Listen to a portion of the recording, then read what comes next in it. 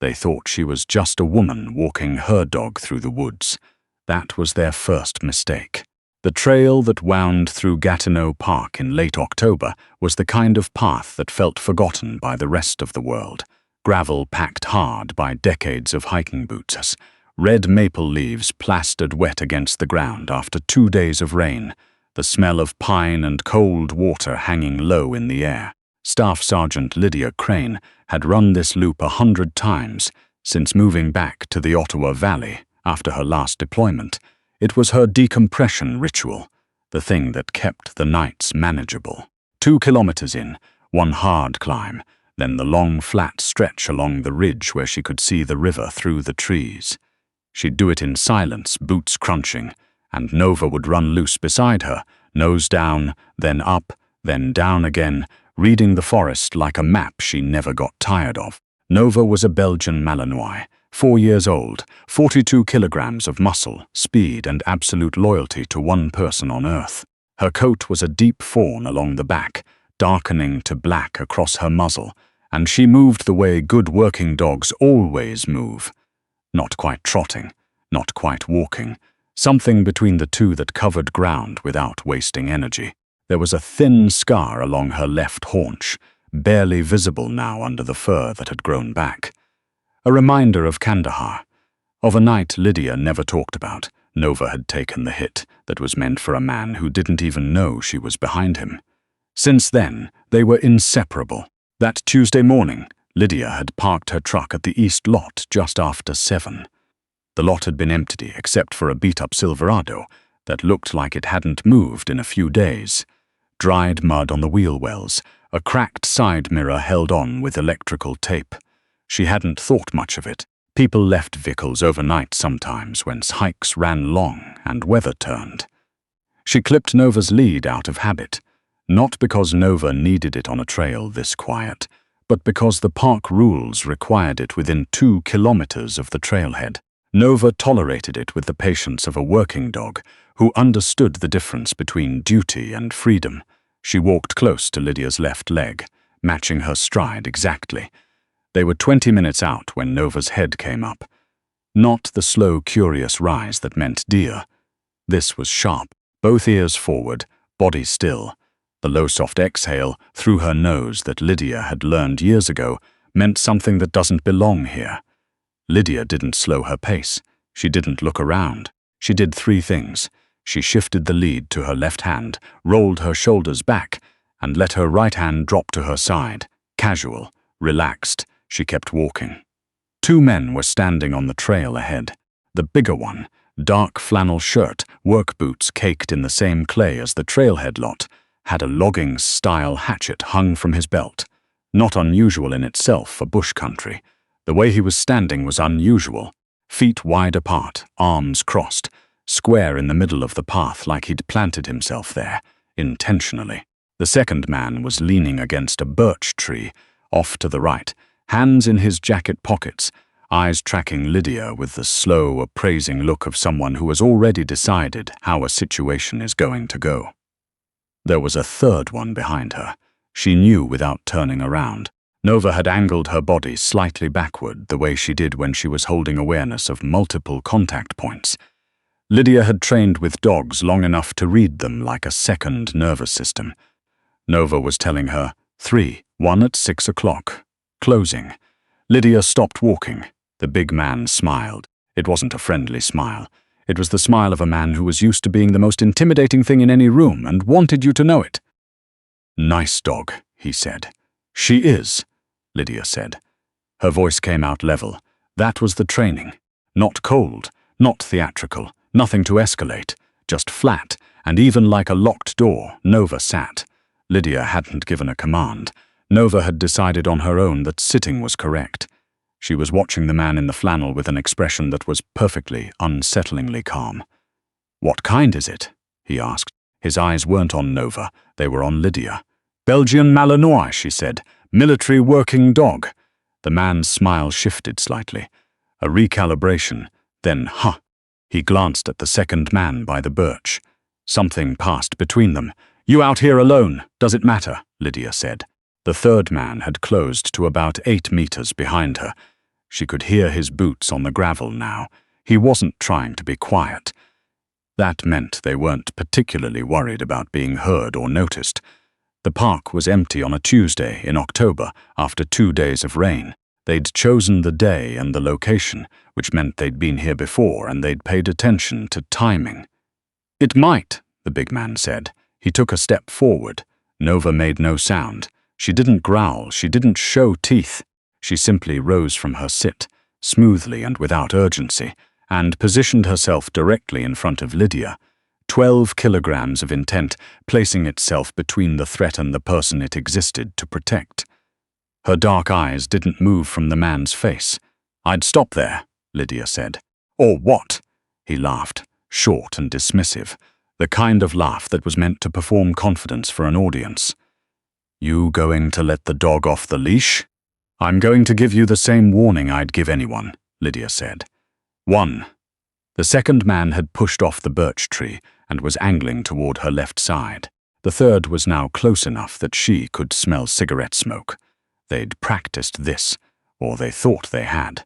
The triangle approach, one primary distraction, lateral pressure to create confusion, contact from behind.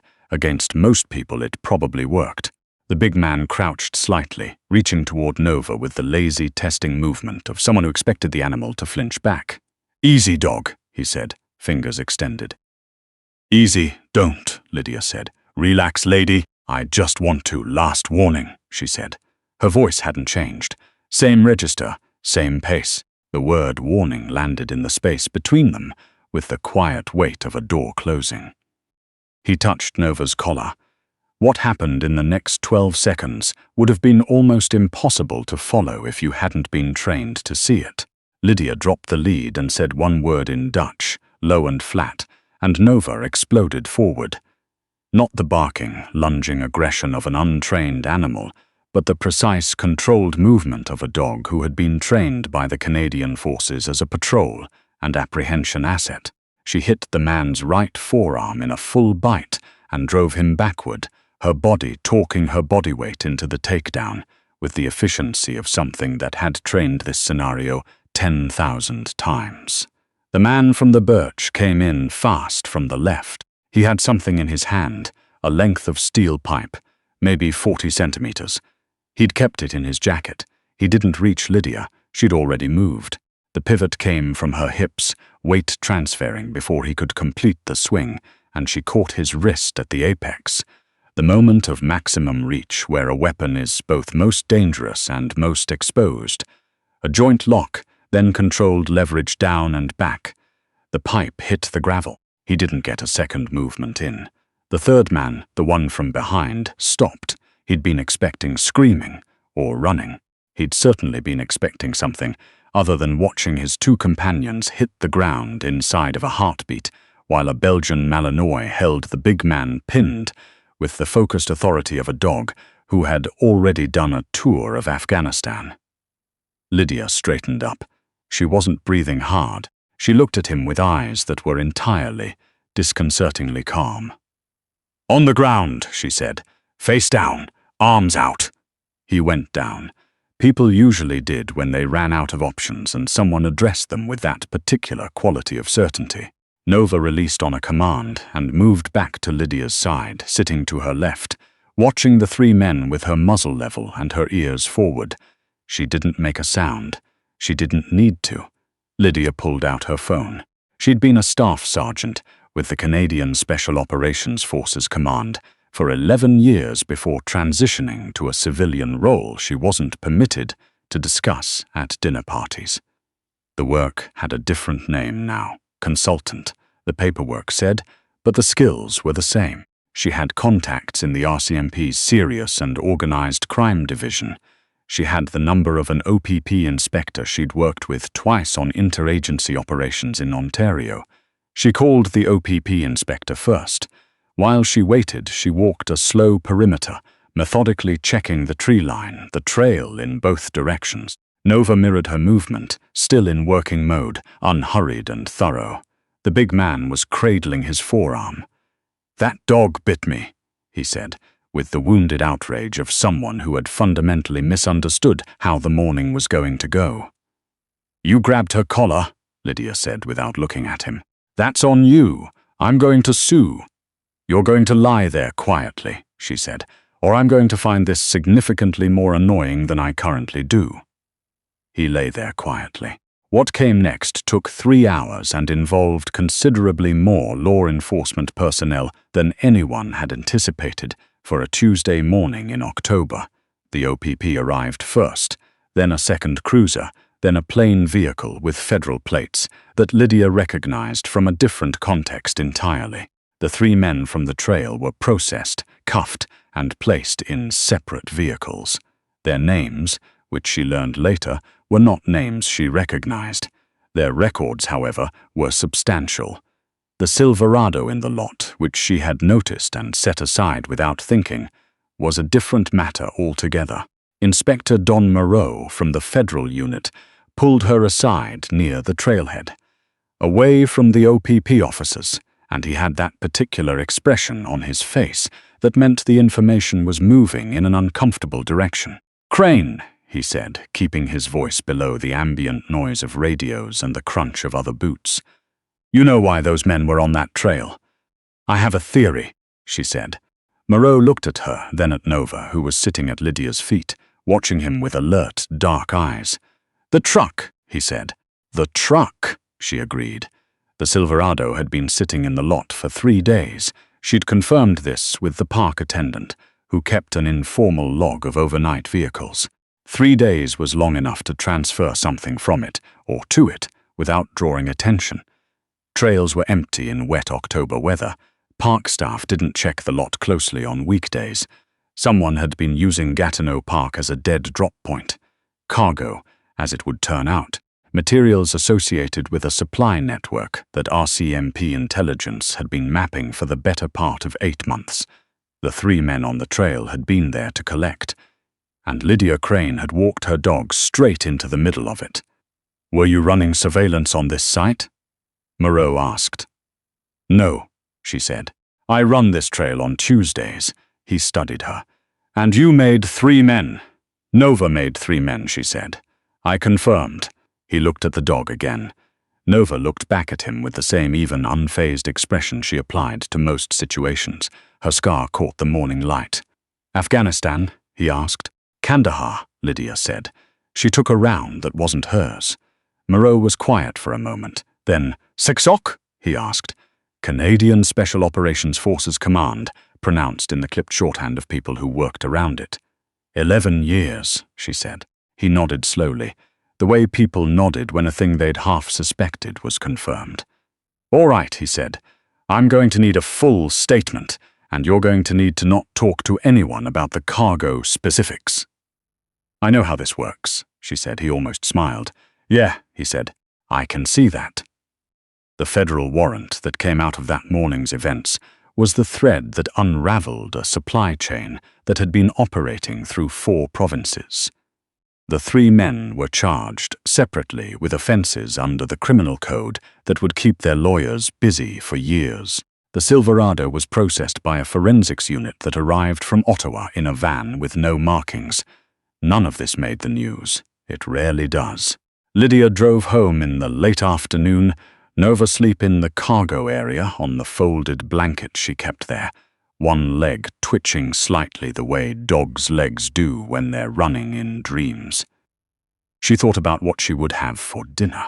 She thought about whether she needed to call her mother back. She thought about the way the light had come through the maple trees that morning, that particular red gold of October in the valley, before 3 men had made the mistake of assuming that the woman walking her dog wasn't worth paying attention to. The thing about people who underestimate quiet is that they expect quiet to stay quiet. That evening she sat on the back steps with a mug of tea and Nova's warm weight pressed against her leg, looking out at the dark line of trees at the edge of the yard. Stars were coming through between the clouds. The air smelled like cold earth and wood smoke from someone's fireplace 2 streets over. Nova's ears moved occasionally, taking inventory the way she always did. Lydia scratched the back of her neck, and Nova made a low sound. Not distress, not alertness, just a sound she made sometimes when the scratching reached exactly the right place. Content, present. Here, that was enough for tonight. Moreau had asked her, just before she left the park, what she'd been thinking when the big man reached for Nova's collar. Whether she'd hesitated, what the moment felt like from the inside.